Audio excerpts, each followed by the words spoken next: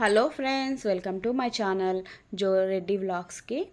ఈరోజు నేను chicken tick gravy curry చేసి చూపిస్తున్నానండి. ఈ కర్రీ వచ్చేసి రైస్లోకి, చపాతీ, జొన్న రొట్టెలకి దేంట్లోకైనా బాగానే ఉంటుందండి. రాగి సంగటిలో కూడా. ఇలా గిన్నె పెట్టుకొని ఆయిల్ వేసుకోవాలండి. ఇందులో ఆయిల్ కూడా ఎక్కువ పట్టదు, ఒక 2 స్పూన్స్ ఆయిల్ వేసుకోవాలి. ఇలా ఆయిల్ హీట్ అయ్యాక మనం 3 మీడియం సైజ్ ఆనియన్స్ వేసుకోవాలి. కొద్దిగా ఆనియన్ ఎక్కువ పడుతుంది, అంటే ఎక్కువ అంటే మరీ ఎక్కువ కాదు, రెగ్యులర్ కన్నా కొంచెం ఒక ఆనియన్ ఎక్కువ పడుతుంది. ఇలా ఎందుకంటే మనం థిక్ గ్రేవీ చేస్తున్నాం కదా, గ్రేవీ కోసమని కొంచెం ఆనియన్ ఎక్కువ పడుతుంది. ఇలా ఆనియన్ గోల్డెన్ కలర్ వచ్చే వరకు మనం మంచి ఫ్రై చేసుకొని, ఇప్పుడు ఆనియన్ ఫ్రై అయిపోయాక కొంచెం పుదీనా వేసుకోవాలండి. ఈ పొజిషన్లో పుదీనా వేసుకుంటే ఏమవుతుందంటే ఆ పుదీనా ఫ్లేవర్ అనేది మొత్తం ఆనియన్కి, కర్రీకి అనేది ఫ్లేవర్ వస్తుంది. మనం కొంచెం పసుపు వేసుకోవాలి. పసుపు వేసుకొని కలుపుకోవాలి. ఈ కర్రీలో అల్లం వెల్లుల్లి పేస్ట్ వేయొద్దండి, కొంచెం ఫ్లేవర్ చేంజ్ అవుతుంది.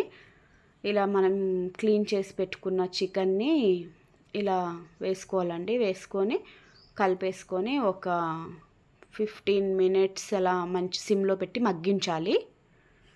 చికెన్ని కూడా కొంచెం నిమ్మకాయ పిండి, సాల్ట్ వేసి క్లీన్ చేసుకోవాలి. కొంచెం వేడి వాటర్ పోసి, నేను అది నెక్స్ట్ వీడియోలో అప్లోడ్ చేసి చూపిస్తాను అది ఎలా క్లీన్ చేసుకోవాలి, మనం ఇంట్లో చికెన్ షాప్ నుంచి తెచ్చాక ఎలా క్లీన్ చేసుకోవాలని. ఇప్పుడు 15 మినిట్స్ అయిపోయాక చికెన్ మంచిగా మగ్గిపోయిందండి.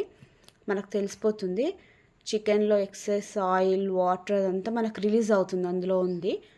నేను ఒక 2.5 స్పూన్స్ కారం వేసా, 1.5 స్పూన్ సాల్ట్ వేసా.